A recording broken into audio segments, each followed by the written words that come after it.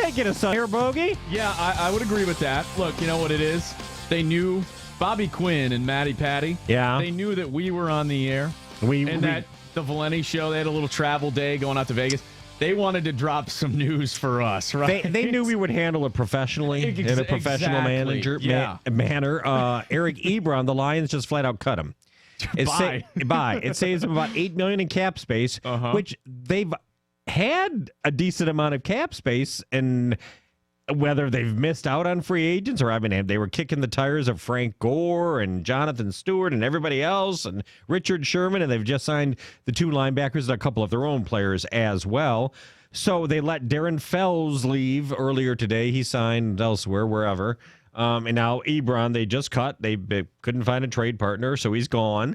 Now, obviously, cap space is there for a reason, and they...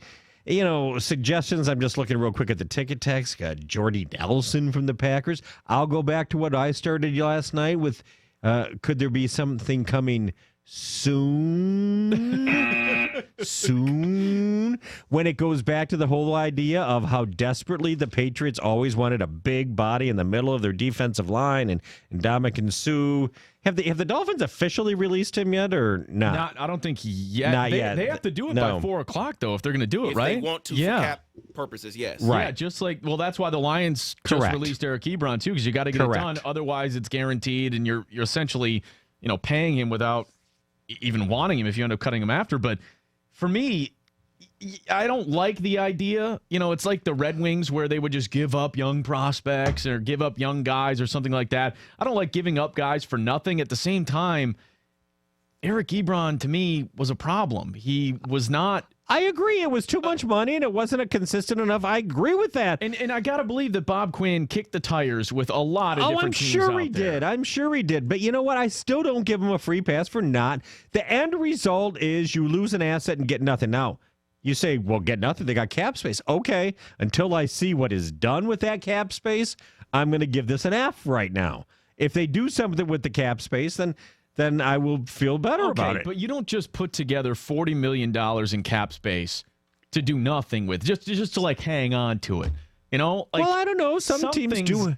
Something's got to be going on. Guys get cut all the time. I mean, free agents pop available at the strangest time sometimes. And we have 40 minutes, again, before other guys most likely are going to have to be cut as well. So, maybe the Lions do have a little bit of a plan in place. And this would also speak to, their plan of just kind of, waiting in the weeds. Like a lot of other teams have already kind of, gone out there and made their big moves, their big splash, if you will, spend a lot of money. They're not going to be in the market for the guys that potentially could be cut here over the next 40 minutes. Bogey, Lions team motto, waiting in the weeds.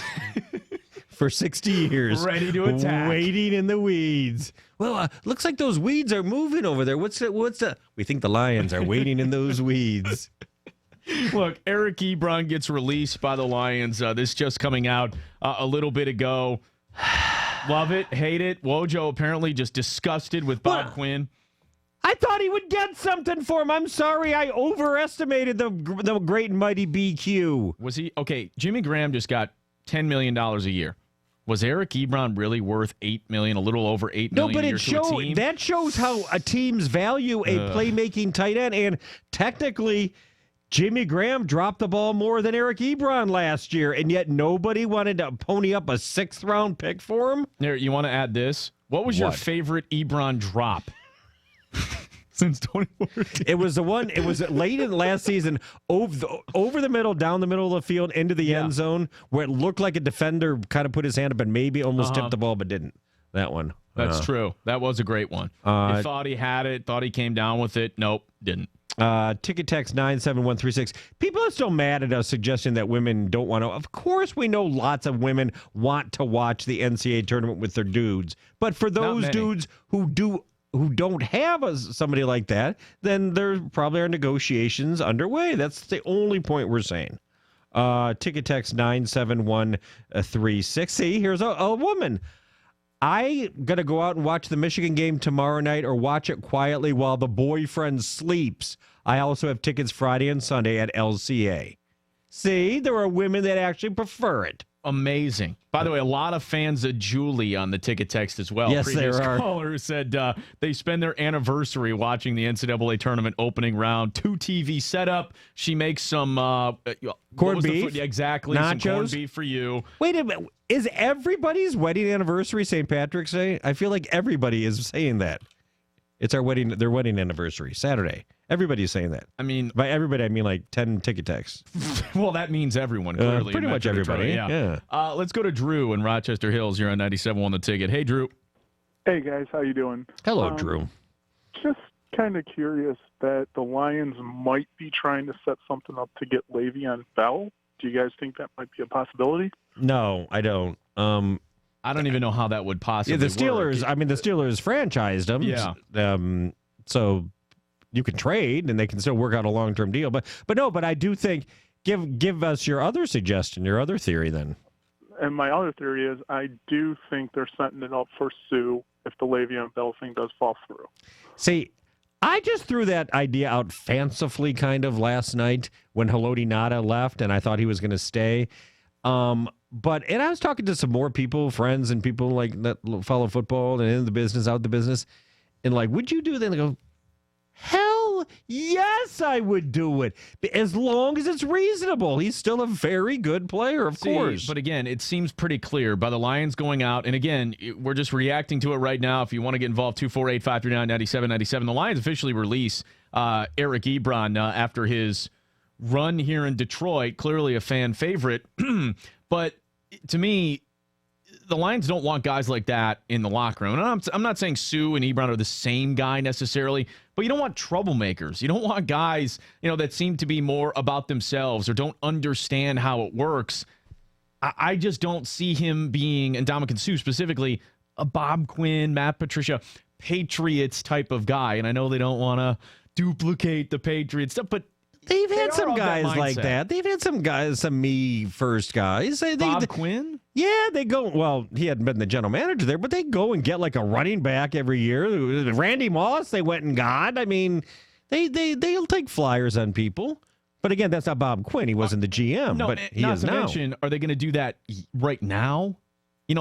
Like yet? I don't know, think and I'm do that thinking after you establish the culture and you win and you have championships and it's this way or no other way. Like the Patriots are unique in that sense. Now we do have our team, our staff, because we do get a staff when we do the show, right? Yeah, they are monitoring Eric Ebron's Twitter account because he is famously active on Twitter.